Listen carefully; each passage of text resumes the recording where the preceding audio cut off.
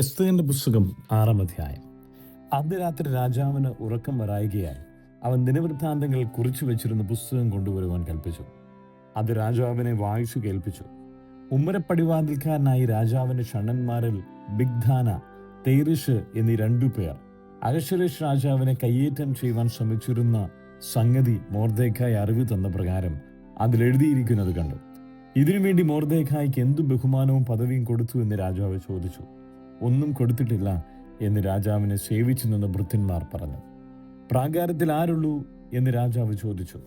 എന്നാൽ ഹാമാൻ മൊർദെഖായിക്ക് വേണ്ടി താൻ തീർപ്പിച്ച കഴിവിന്മേൽ അവനെ തൂക്കിക്കളയേണ്ടതിന് രാജാവിനോട് അപേക്ഷിപ്പാൻ രാജധാനിയുടെ പുറത്ത് പ്രാകാരത്തിൽ വന്നു നിൽക്കുകയായിരുന്നു. രാജാവിന്റെ ഭൃത്യന്മാർ അവനോട്, ഹാമാൻ പ്രാകാരത്തിൽ നിൽക്കുന്നു എന്ന് പറഞ്ഞു. അവൻ അകത്തു വരട്ടെ എന്ന് രാജാവ് കൽപ്പിച്ചു. ഹാമാൻ അകത്തു വന്നപ്പോൾ രാജാവ് അവനോട്, രാജാവ് ബഹുമാനിപ്പാൻ ഇച്ഛിക്കുന്ന പുരുഷന് എന്തെല്ലാമാകുന്നു ചെയ്തു കൊടുക്കേണ്ടത് എന്ന് ചോദിച്ചു. എന്നെയല്ലാതെ ആരെ രാജാവ് അത്രയധികം ബഹുമാനിപ്പാൻ ഇച്ഛിക്കും എന്ന് ഹാമാൻ ഉള്ളുകൊണ്ട് വിചാരിച്ചു. ഹാമാൻ രാജാവിനോട്, രാജാവ് ബഹുമാനിപ്പാൻ ഇച്ഛിക്കുന്ന പുരുഷന് വേണ്ടി രാജാവ് ധരിച്ചു വരുന്ന രാജവസ്ത്രവും രാജാവ് കയറുന്ന കുതിരയും അവന്റെ തലയിൽ വയ്ക്കുന്ന രാജകിരീടവും കൊണ്ടുവരട്ടെ. വസ്ത്രവും കുതിരയും രാജാവിന്റെ അതിശ്രേഷ്ഠ പ്രഭുക്കന്മാരിൽ ഒരുത്തന്റെ കയ്യിൽ ഏൽപ്പിക്കണം. രാജാവ് ബഹുമാനിപ്പാൻ ഇച്ഛിക്കുന്ന പുരുഷനെ ആ വസ്ത്രം ധരിപ്പിച്ച് കുതിരപ്പുറത്ത് കയറ്റി പട്ടണവീതിയിൽ കൂടി കൊണ്ടു നടന്ന്, രാജാവ് ബഹുമാനിപ്പിൻ ഇച്ഛിക്കുന്ന പുരുഷന് ഇങ്ങനെ ചെയ്യും എന്ന് അവന്റെ മുമ്പിൽ വിളിച്ചു പറയണം എന്ന് പറഞ്ഞു. രാജാവ് ഹാമാനോട്, നീ വേഗം ചെന്ന് വസ്ത്രവും കുതിരയും നീ പറഞ്ഞതുപോലെ കൊണ്ടുവന്ന് രാജാവിന്റെ വാതിൽക്കലിരിക്കുന്ന യഹൂദനായ മൊർദെഖായിക്ക് അങ്ങനെയൊക്കെയും ചെയ്യുക. നീ പറഞ്ഞതിൽ ഒന്നും കുറച്ചു കളയരുത് എന്ന് കൽപ്പിച്ചു. അപ്പോൾ ഹാമാൻ വസ്ത്രവും കുതിരയും കൊണ്ടുവന്ന് മൊർദെഖായിയെ വസ്ത്രം ധരിപ്പിച്ചു കുതിരപ്പുറത്ത് കയറ്റി പട്ടണവീതിയിൽ കൂടി കൊണ്ടു നടന്നു. രാജാവ് ബഹുമാനിപ്പാൻ ഇച്ഛിക്കുവാൻ പുരുഷന് ഇങ്ങനെ ചെയ്യും എന്ന് അവന്റെ മുമ്പിൽ വിളിച്ചു പറഞ്ഞു. മൊർദെഖായി രാജാവിന്റെ വാതിൽക്കൽ മടങ്ങി വന്നു. ഹാമാനോ ദുഃഖിതനായി തല മൂടിയും കൊണ്ട് വേഗത്തിൽ വീട്ടിലേക്ക് പോയി. തനിക്ക് സംഭവിച്ചതൊക്കെയും ഹാമാൻ ഭാര്യയായ സേരഹിനെയും തൻ്റെ സകല സ്നേഹിതന്മാരോടും വിവരിച്ചു പറഞ്ഞു. അവൻ്റെ വിദ്വാൻമാരും അവൻ്റെ ഭാര്യ സേരസും അവനോട്, മൊർദെഖായിയുടെ മുമ്പിൽ നീ വീഴുവാൻ തുടങ്ങി. അവൻ യഹൂദ വംശക്കാരനാകുന്നു എങ്കിൽ നീ അവനെ ജയിക്കുകയില്ല, അവനോട് തോറ്റുപോകുകയുള്ളൂ എന്ന് പറഞ്ഞു. അവർ അവനോട് സംസാരിച്ചു കൊണ്ടിരിക്കുമ്പോൾ രാജാവിൻ്റെ ഷണ്ഡന്മാർ വന്ന് എസ്തേർ ഒരുക്കിയ വിരുന്നിന് ഹാമാനെ വേഗത്തിൽ കൂട്ടിക്കൊണ്ട് പോയി. എസ്തേറിന്റെ പുസ്തകം 7-ാം അധ്യായം. അങ്ങനെ രാജാവും ഹാമാനും എസ്തേർ രാജ്ഞിയോടുകൂടെ വിരുന്ന് കഴിപ്പാൻ ചെന്നു. 2-ാം ദിവസവും വീഞ്ഞു വിരുന്നിന്റെ സമയത്ത് രാജാവ് എസ്തേറിനോട്, എസ്തേർ രാജ്ഞിയെ, നിന്റെ അപേക്ഷ എന്ത്? അത് നിനക്ക് തരും. നിന്റെ ആഗ്രഹം എന്ത്? രാജ്യത്തിന്റെ പാതിയോളമായാലും അത് നിവർത്തിച്ചു തരാം എന്ന് പറഞ്ഞു. അതിന് എസ്തേർ രാജ്ഞി, രാജാവ് എന്നോട് കൃപയുണ്ടെങ്കിൽ, രാജാവിന് തിരുവുള്ളമുണ്ടെങ്കിൽ എൻ്റെ അപേക്ഷ കേട്ട് എൻ്റെ ജീവനെയും എൻ്റെ ആഗ്രഹം ഓർത്ത് എൻ്റെ ജനത്തെയും എനിക്ക് നൽകണമേ. ഞങ്ങളെ നശിപ്പിച്ചു കൊന്നു മുടിക്കേണ്ടതിന് എന്നെയും എൻ്റെ ജനത്തെയും വിറ്റുകളഞ്ഞിരിക്കുന്നുവല്ലോ. എന്നാൽ ഞങ്ങളെ ദാസീദാസന്മാരായി വിറ്റിരിക്കുന്നു എങ്കിൽ വൈരിക്ക് രാജാവിൻ്റെ നഷ്ടത്തിന് തക്ക പ്രതിശാന്തി കൊടുപ്പാൻ കഴിവില്ലെന്ന് വരികിലും ഞാൻ മിണ്ടാതെ ഇരിക്കുമായിരുന്നു എന്ന് ഉത്തരം പറഞ്ഞു. അഹശ്വേരോശ് രാജാവ് എസ്തേർ രാജ്ഞിയോട്, അവനാർ? ഇങ്ങനെ ചെയ്യുവാൻ തുനിഞ്ഞവൻ എവിടെയെന്ന് ചോദിച്ചു. അതിന് എസ്തേർ, വൈരിയും ശത്രുവും ഈ ദുഷ്ടനായ ഹാമാൻ തന്നെ എന്ന് പറഞ്ഞു. അപ്പോൾ ഹാമാൻ രാജാവിന്റെ രാജ്ഞിയുടെയും മുമ്പിൽ ഭ്രമിച്ചുപോയി. രാജാവ് ക്രോധത്തോടെ വീഞ്ഞു വിരുന്ന് വിട്ട് എഴുന്നേറ്റ് ഉദ്യാനത്തിലേക്ക് പോയി. എന്നാൽ രാജാവ് തനിക്ക് അനർത്ഥം നിശ്ചയിച്ചു എന്ന് കണ്ടിട്ട് ഹാമാൻ തന്റെ ജീവരക്ഷയ്ക്കായി എസ്തേർ രാജ്ഞിയോട് അപേക്ഷിപ്പാൻ നിന്നു. രാജാവ് ഉദ്യാനത്തിൽ നിന്ന് വീണ്ടും വീഞ്ഞു വിരുന്നുശാലയിലേക്ക് വന്നപ്പോൾ എസ്തേർ ഇരിക്കുന്ന മെത്തമേൽ ഹാമാൻ വീണ് കിടക്കുന്നതും അന്നേരം രാജാവ്, ഇവൻ എൻ്റെ മുമ്പാകെ അരമനയിൽ വെച്ച് രാജ്ഞിയെ ബലാത്കാരം ചെയ്യുമോ എന്ന് പറഞ്ഞു. ഈ വാക്ക് രാജാവിന്റെ വായിൽ നിന്ന് വീണ ഉടനെ അവർ ഹാമാന്റെ മുഖം മൂടി. അപ്പോൾ രാജാവിന്റെ ഷണ്ഡന്മാരിൽ ഒരുത്തനായ ഹർബോന, ഇതാ രാജാവിന്റെ നന്മയ്ക്കായി സംസാരിച്ച മൊർദെഖായിക്ക് ഹാമാൻ ഉണ്ടാക്കിയതായി 50 മുഴം ഉയരമുള്ള കഴുമരം ഹാമാന്റെ വീട്ടിൽ നിൽക്കുന്നു എന്ന് രാജസന്നിധിയിൽ ബോധിപ്പിച്ചു. അതിന്മേൽ തന്നെ അവനെ തൂക്കിക്കളവിൻ എന്ന് രാജാവ് കൽപ്പിച്ചു. അവർ ഹാമാനെ അവർ മൊർദെഖായിക്ക് വേണ്ടി നാട്ടിയിരുന്ന കഴുമരത്തിന്മേൽ തന്നെ തൂക്കിക്കളഞ്ഞു. അങ്ങനെ രാജാവിന്റെ ക്രോധം ശമിച്ചു. എസ്തേറിന്റെ പുസ്തകം 8-ാം അധ്യായം. അന്ന് അഹശ്വേരോശ് രാജാവ് യഹൂദന്മാരുടെ ശത്രുവായ ഹാമാന്റെ വീട് എസ്തേർ രാജ്ഞിക്ക് കൊടുത്തു. മൊർദെഖായിക്ക് തന്നോടുള്ള ചാർച്ച ഇന്നതെന്ന് എസ്തേർ അറിയിച്ചതുകൊണ്ട് അവൻ രാജസന്നിധിയിൽ പ്രവേശനം പ്രാപിച്ചു. രാജാവ് ഹാമാന്റെ പക്കൽ നിന്ന് എടുത്ത തന്റെ മോതിരമൂരി മൊർദെഖായിക്ക് കൊടുത്തു. എസ്തേർ മൊർദെഖായിയെ ഹാമാന്റെ വീട്ടിൽ മേൽവിചാരകനായി വെച്ചു. എസ്തേർ പിന്നെയും രാജാവിനോട് സംസാരിച്ച് അവന്റെ കാൽക്കൽ വീണു. ആഗാഗ്യനായ ഹാമാന്റെ ദുഷ്ടതയും അവൻ യഹൂദന്മാർക്ക് വിരോധമായി നിരൂപിച്ച ഉപായവും നിഷ്ഫലമാകേണ്ടതിന് കരഞ്ഞ് അപേക്ഷിച്ചു. രാജാവ് ചെങ്കോൽ എസ്തേറിന് നേരെ നീട്ടി. എസ്തേർ എഴുന്നേറ്റ് രാജസന്നിധിയിൽ നിന്ന് പറഞ്ഞത്: രാജാവിന് തിരുവുള്ളമുണ്ടായി, തിരുമുമ്പാകെ എനിക്ക് കൃപ ലഭിച്ച് രാജാവിന് കാര്യം ന്യായമെന്ന് ബോധിച്ച് തൃക്കണ്ണിൽ ഞാനും പ്രിയായിരിക്കുന്നുവെങ്കിൽ രാജാവിന്റെ സകല സംസ്ഥാനങ്ങളിലും യഹൂദന്മാരെ മുടിച്ചു കളയണമെന്ന് ആഗാഗ്യനായ ഹമ്മേദായിയുടെ മകൻ ഹാമാൻ എഴുതിയ ഉപായ ലേഖനങ്ങളെ ദുർബലപ്പെടുത്തേണ്ടതിന് കൽപ്പന അയക്കണമേ. എൻ്റെ ജനത്തിന് വരുന്ന അനർത്ഥം ഞാൻ എങ്ങനെ കണ്ടു സഹിക്കും? എൻ്റെ വംശത്തിന്റെ നാശം ഞാൻ എങ്ങനെ കണ്ടു സഹിക്കും? അപ്പോൾ അഹശ്വേരോശ് രാജാവ് എസ്തേർ രാജ്ഞിയോടും യഹൂദനായ മൊർദെഖായിയോടും കൽപ്പിച്ചത്: ഞാൻ ഹാമാന്റെ വീട് എസ്തേറിന് കൊടുത്തുവല്ലോ. അവൻ യഹൂദന്മാരെ കയ്യേറ്റം ചെയ്യുവാൻ പോയതുകൊണ്ട് അവനെ കഴുമരത്തിന്മേൽ തൂക്കിക്കളഞ്ഞു. നിങ്ങൾക്ക് ബോധിച്ചതുപോലെയും നിങ്ങളും രാജാവിന്റെ നാമത്തിൽ യഹൂദന്മാർക്ക് വേണ്ടി എഴുതി രാജാവിന്റെ മോതിരം കൊണ്ട് മുദ്രയിടുവിൻ. രാജനാമത്തിൽ എഴുതുകയും രാജമോതിരം കൊണ്ട് മുദ്രയിടുവാൻ ചെയ്ത രേഖയെ ദുർബലപ്പെടുത്തുവാൻ ആർക്കും പാടില്ലല്ലോ. അങ്ങനെ സീവാൻ മാസമായ 3-ാം മാസം 23-ാം തീയതി തന്നെ രാജാവിന്റെ രായസക്കാരെ വിളിച്ച് മൊർദെഖായി കൽപ്പിച്ചതുപോലെയൊക്കെയും അവർ യഹൂദന്മാർക്കും ഹിന്ദുദേശം മുതൽ കൂഷ് ദേശം വരെ 127 സംസ്ഥാനങ്ങളിലെ രാജപ്രതിനിധികൾക്കും ദേശാധിപന്മാർക്കും സംസ്ഥാന പ്രഭുക്കന്മാർക്കും അതത് സംസ്ഥാനത്തിലേക്ക് അവിടുത്തെ അക്ഷരത്തിലും അതത് ജാതിക്ക് അതത് ഭാഷയിലും യഹൂദന്മാർക്ക് അവരുടെ അക്ഷരത്തിലും ഭാഷയിലും എഴുതി. അവൻ അഹശ്വേരോശ് രാജാവിന്റെ നാമത്തിൽ എഴുതിച്ച് രാജമോതിരം കൊണ്ട് മുദ്രയിട്ട് ലേഖനങ്ങളെ രാജാവിന്റെ അക്ഷഗണത്തിൽ വളർന്ന രാജകാര്യത്തിൽ ഉപയോഗിക്കുന്ന തുരകങ്ങളോടുകൂടെ പുറത്തു കയറ്റി ഓടിക്കുന്ന അഞ്ചൽക്കാരുടെ കൈവശം കൊടുത്തയച്ചു. അവയിൽ രാജാവ് അഹശ്വേരോശ് രാജാവിന്റെ സകല സംസ്ഥാനങ്ങളിലും ആദാർ മാസമായ 12-ാം മാസം 13-ാം തീയതി തന്നെ അതത് പട്ടണങ്ങളിലെ യഹൂദന്മാർ ഒന്നിച്ചുകൂടി തങ്ങളുടെ ജീവരക്ഷയ്ക്കു വേണ്ടി പൊരുതി നിൽപ്പാൻ, തങ്ങളെ ഉപദ്രവിപ്പാൻ വരുന്ന ജാതിയുടെയും സംസ്ഥാനത്തിന്റെയും സകല സൈന്യത്തെയും കുഞ്ഞുങ്ങളെയും സ്ത്രീകളെ നശിപ്പിച്ചു കൊന്നുമുടിപ്പാനും അവരുടെ സമ്പത്ത് കൊള്ളയിടുവാനും യഹൂദന്മാർക്ക് അധികാരം കൊടുത്തു.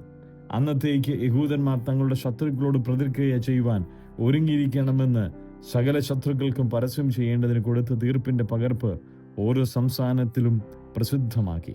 അങ്ങനെ രാജകീയ തുരകങ്ങളുടെ പുറത്തു കയറി രാജാവിന്റെ കൽപ്പനയാൽ നിർബന്ധിതരായി ബന്ധപ്പെട്ട് ഓടിച്ച് പോയി. ശൂഷൻ രാജധാനിയിലും തീർപ്പ് പരസ്യം ചെയ്തു.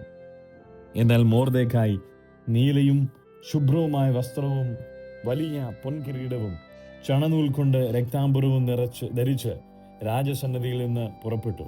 ശൂഷൻ പട്ടണം ആർത്ത് സന്തോഷിച്ചു. യഹൂദന്മാർക്ക് പ്രകാശവും സന്തോഷവും ആനന്ദവും ബഹുമാനവും ഉണ്ടായി.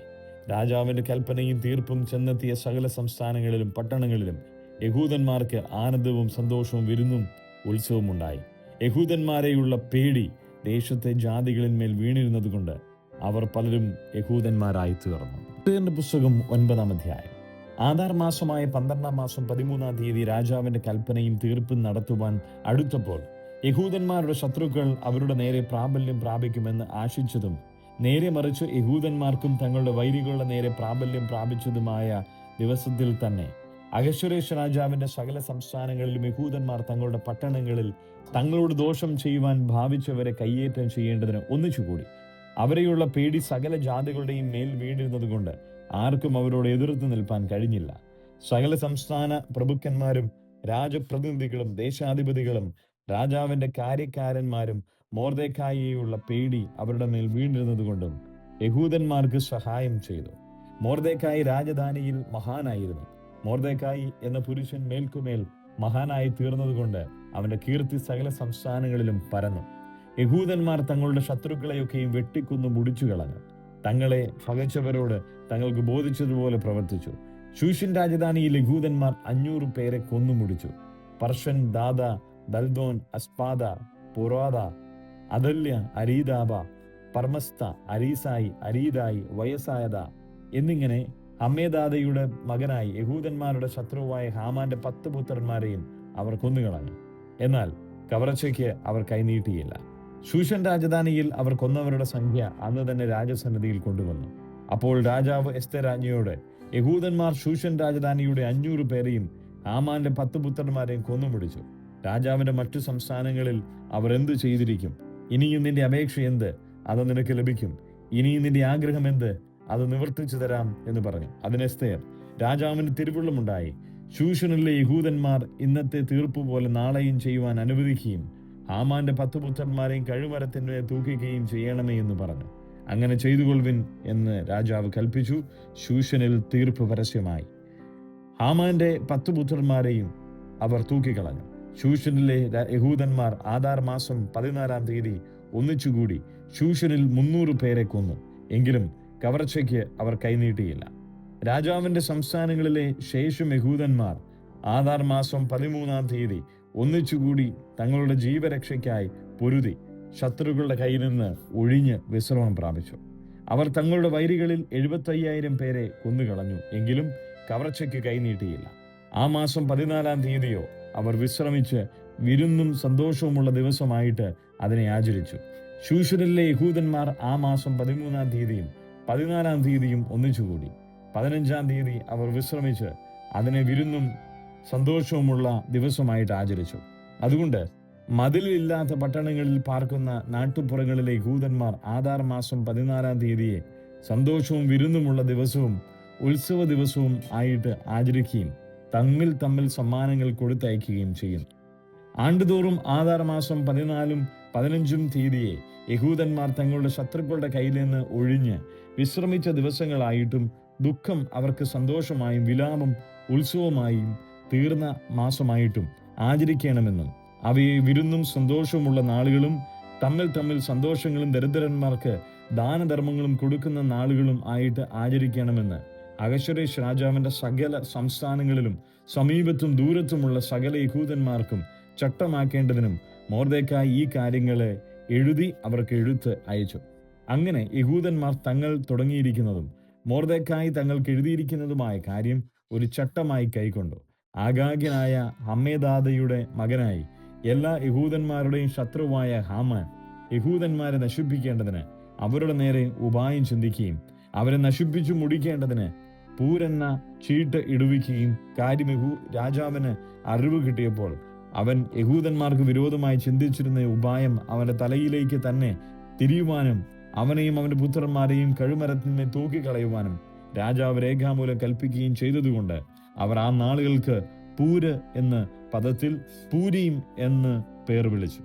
ഈ എഴുത്തിലെ സകല വൃത്താന്തങ്ങളും ആ കാര്യത്തിൽ അവർ തന്നെ കണ്ടവയും അവർക്ക് സംഭവിക്കുകയും നിമിത്തം യഹൂദന്മാർ ഈ 2 ദിവസങ്ങളെ അവയുടെ ചട്ടവും കാലവും അനുസരിച്ച് ആണ്ടുതോറും വീഴ്ച കൂടാതെ ആചരിക്കത്തക്ക വണ്ണവും ഈ ദിവസങ്ങൾ തലമുറയായി സകല വംശങ്ങളിലും സംസ്ഥാനങ്ങളിലും പട്ടണങ്ങളിലും ഓർക്കത്തക്ക വണ്ണവും ഈ പൂരീം ദിവസങ്ങൾ യഹൂദന്മാരുടെ മധ്യയിൽ നിന്ന് ഒഴിഞ്ഞു പോകുകയോ അവയുടെ ഓർമ്മ തങ്ങളുടെ സന്തതിയിൽ നിന്ന് വിട്ടുപോകുകയോ ചെയ്യാത്ത പ്രാകാരവും തങ്ങൾക്കും സന്തതികൾക്കും അവരോട് ചേരുവാനുള്ള എല്ലാവർക്കും ചട്ടമായി കൈക്കൊണ്ടു. പൂരീം സംബന്ധിച്ച് ഈ 2-ാം ലേഖനം സ്ഥിരമാക്കേണ്ടതിന് അബീഗയിലിന്റെ മകളായ എസ്ഥേർ രാജ്ഞിയും യഹൂദനായ മൊർദെഖായും സർവാധികാരത്തോടും കൂടെ എഴുത്ത് എഴുതി. യഹൂദനായ മൊർദെഖായും എസ്ഥേർ രാജ്ഞിയും അവർക്ക് ചട്ടമായിരുന്നതുപോലെ അവർ തന്നെ തങ്ങളുടെ ഉപവാസത്തിന്റെയും കരച്ചിലിന്റെയും സംഗതികളെ തങ്ങൾക്കും സന്തതികൾക്കും ചട്ടമാക്കിയിരിക്കുന്നത് പോലെയും ഈ പൂരീം ദിവസങ്ങളെ നിശ്ചയിച്ച സമയത്ത് തന്നെ സ്ഥിരമാക്കേണ്ടതിന് അവൻ അഹശ്വേരോശിന്റെ രാജ്യത്തിൽ ഉൾപ്പെട്ട 127 സംസ്ഥാനങ്ങളിലെ സകല യഹൂദന്മാർക്കും സമാധാനവും സത്യവുമായുള്ള വാക്കോടു കൂടിയ എഴുത്ത് അയച്ചു.